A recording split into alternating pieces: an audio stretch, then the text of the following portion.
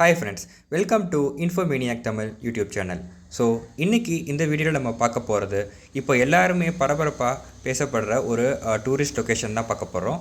So Guna caves தான் அது. நீங்கள் கரெக்டாக கெஸ் பண்ணியிருப்பீங்க. ஸோ இப்போது ரீசெண்டாக வந்த ஒரு மலையாளம் ஃபிலிம், அதாவது மஞ்சுமல் பாய்ஸ்ன்ற ஒரு மலையாளம் ஃபிலிமில் வந்து இந்த லொக்கேஷனை தான் வந்து ஷூட் பண்ணியிருப்பாங்க. இது ஒரு ரியல் இன்சிடென்ட் ஆக்சுவலாக. ஸோ 2006 வந்து ஒரு குரூப் ஆஃப் ஃப்ரெண்ட்ஸ் வந்து இந்த குணா கேவ்ஸ்க்கு விசிட் பண்ணி ஒருத்தர் வந்து உள்ளே சிக்கிட்டு அவங்கள மீட்டுறது தான் வந்து இந்த கதை ஆக்சுவலாக. ஸோ இந்த குணா கேவ்ஸ் வந்து பார்த்திங்கன்னா நம்மளுடைய கொடைக்கானல் பஸ் ஸ்டாண்ட்லேருந்து கிட்டத்தட்ட ஒரு 10 கிலோமீட்டர் தூரத்தில் அமைஞ்சிருக்கிற மிகவும் அழகான மற்றும் ரொம்ப ஒரு திகிலான டூரிஸ்ட் ஸ்பாட்.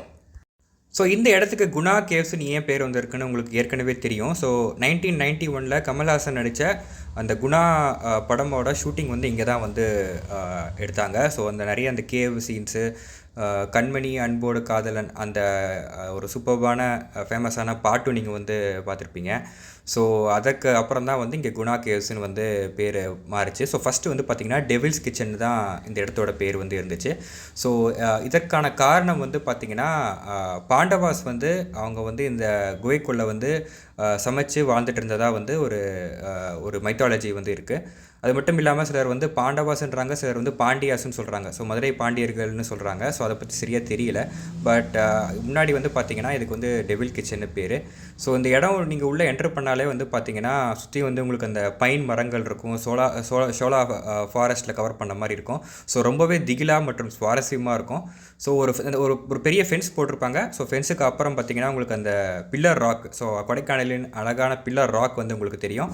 ஸோ படத்தில் காட்டின அந்த கேவ்ஸ் வந்து பார்த்திங்கன்னா கீழே வந்து உங்களுக்கு வந்து இரும்பு கம்பிகளால் மூடப்பட்டிருப்பாங்க. ஸோ கண்டிப்பாக வந்து அது போகிறதுக்கு வந்து இப்போதைக்கு அனுமதி கிடையாது, சேஃப்டியும் கிடையாது. ஸோ கவர்மெண்ட் வந்து அதை வந்து மூடியிருக்காங்க. நம்ம படத்தில் பார்க்குற அந்த கேவ் வந்து ஃபென்ஸை தாண்டி இருக்கா, இல்லை உங்களுடைய ரைட் சைடில் நிறைய பெரிய பெரிய வேர்கள் இருக்கும். ஸோ அதற்கு உள்ளே போனால் அந்த சைடு வந்து இருக்கான்னு சரியாக தெரியலை. ஸோ உங்களுக்கு தெரிஞ்சால் கீழே கமெண்ட்டில் போடுங்க.